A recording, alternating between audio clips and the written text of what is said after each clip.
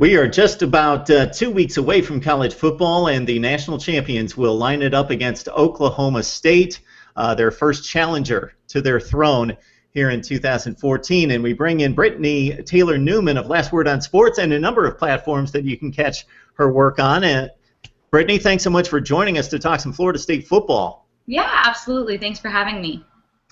So, Brittnee, things aren't perfect in Tallahassee. They were perfect last season on the field at 14-0, but not necessarily perfect during the offseason. We know the circumstances surrounding Jameis Winston. Also, some other off-field news that wasn't necessarily shown in the best light this week. Yes, Jalen Ramsey was kicked out of a practice earlier in the week during fall camp. And unfortunately, cameras were there to catch Coach Jimbo Fisher as he was leaving the field. He had some strong words to say about Jalen Ramsey, and then, of course, it just took off from there. Wow. Which I think happens all the time, but at the same time, when you're the national champion, and if there are just the right people publicizing it, then it's going to get blown out of proportion from there. Yeah, absolutely. And what a lot of people don't know, I mean, Jalen Ramsey is slated at this point to take LaMarcus Joyner's position on the defense, and LaMarcus Joyner himself had been kicked out of practices before for hitting too rough as well. That was sort of the issue. I think there were 3 hits that Jimbo Fisher had mentioned that were stronger or more aggressive, or were supposed to be restricted. One of them was on Jameis Winston. So that was where the bone was that Jimbo Fisher had to pick with Jalen Ramsey. But LaMarcus Joyner himself had been kicked out for the same thing, so he was simply following in his predecessor's footsteps, it appears. I think the only reason that we heard as much about it as we did was that the media was at the practice. It was an open practice, and usually when Jimbo kicks somebody out of practice, the practice is closed. And things have worked out pretty well for LaMarcus Joyner. Last I checked, he's earning a paycheck in the NFL, so I think he's doing just fine at this point. Yeah. When looking at Jameis Winston, it's difficult to have any criticism of the performance on the field. The guy wins the Heisman Trophy, wins the BCS championship, all is well once he steps between the white lines. Otherwise, in the rest of his affairs, there have been some issues there. So your thought about Jameis Winston, it seems like every time he opens his mouth, there's a bit of controversy because he likes to speak up. He likes to display a little arrogance, or some people would say confidence in himself and his teammates. So as a Florida State supporter, your thoughts about Jameis Winston and just how he conducts himself off the field? Yeah, Jameis likes to be vocal about some of his thoughts, as does his father, which I think has gotten him in almost as much trouble as his words have. I think hopefully the coaches have reined in a lot of those off-the-field antics. I think after the crab leg incident at the supermarket, hopefully he's seen there's just not room for the small mistakes. There's not room for little immaturities. I think he's probably gotten a pretty good grasp of that now.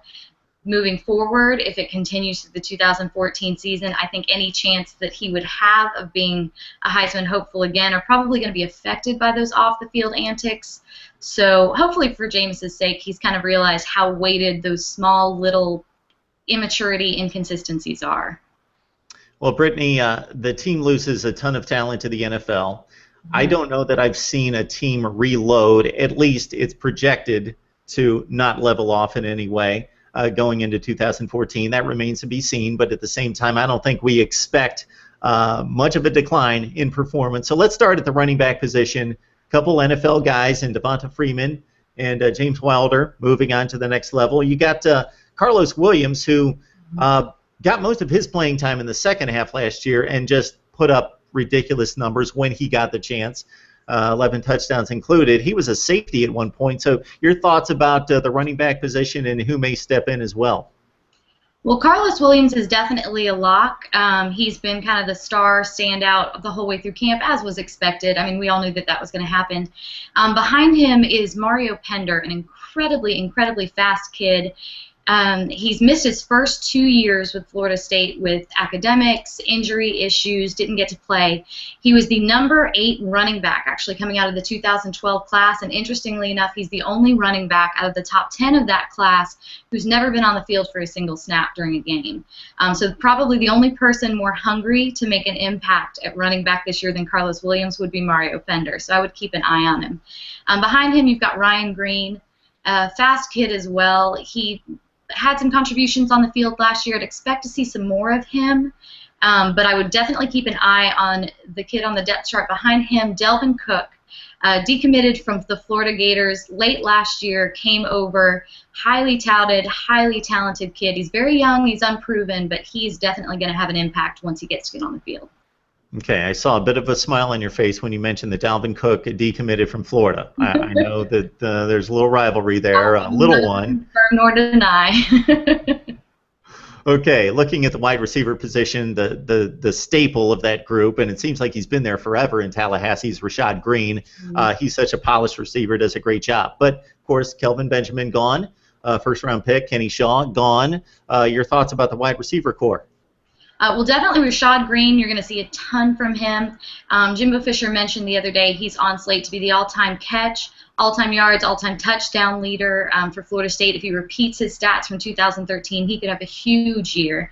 Hopefully, stepping up behind him, Scooter Hagens, Christian Green, seniors, they're anxious to get out there to make a difference. But all of the chatter at the wide receiver position has been on two freshmen coming in. 5-star recruit Ermin Lane and 4-star recruit Travis Rudolph have caused quite the stir. They've been out there performing, taking reps with the starters. I don't know if we'll see a whole lot of action from them on the field as they're both unproven, but I think you definitely will see them in some of the smaller games, perhaps against Citadel. He may try them out on the field.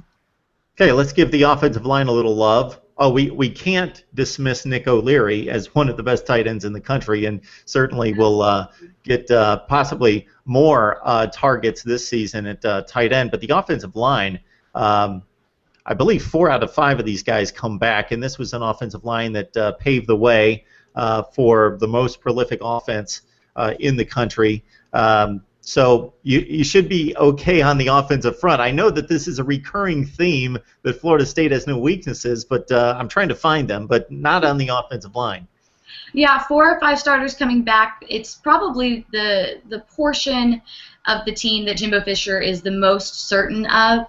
The only thing that has a little bit of a question, you lost Brian Stork, the center, who was a very, very vocal leader for the offense. At this point, you've got Austin Barron stepping in to fill that center position, but he's not as vocal as Brian was. So the only question that you've got with the offensive line there is really who's going to step up to be the leader, who's going to fill the leadership role that Brian Stork left empty. And Nick O'Leary will definitely be on the field every single play, just as he was last year, causing a stir.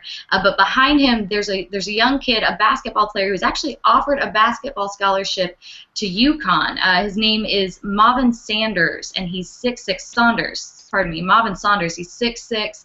I don't know how much we'll see of him this year because Nick O'Leary has become such a star, but definitely interesting. He's got some height, and it'll be interesting to see how he plays the position in comparison to Nick O'Leary, who's just so burly. So the offense gains most of the accolades because they score so many points, and I got to tell you, Brittnee, that I wanted to watch Florida State play some football last year, but it really wasn't until the championship game, besides a lot of highlights, that I watched this team because I just didn't want to see 35-0 in the first quarter. But that's what it basically was every week. But that's not just scoring points. That's great defensive play. And, again, we could go through an NFL list of who they lost, Timmy Jernigan and Telvin Smith and all sorts of guys on the defensive side of the football. We mentioned LaMarcus Joyner, guys like that. Brooks in the backfield as well with his secondary. But, again, I think the replacements are there. Can you run us through the defense and who to look out for and who are those going to be those guys to keep an eye on? Yeah, well, obviously with Timmy Jernigan gone, there's some big shoes to fill there. That's one of the biggest questions in defense. Jimbo Fisher has been waxing poetic about Niles Lawrence-Stamples. He's been singing his praises all week long. He's definitely, at this point, at the forefront to be able to fill those shoes for Timmy Jernigan. Behind him, you've got Eddie Goldman. He's got some seniority. He's a good player. He's a very different style of play than Niles Lawrence-Sample and Timmy Jernigan. So he may be in there. You're going to see some different uses for him from Jimbo Fisher. But behind them is a kid who's definitely anxious to to make some plays. His name is Desmond Holland.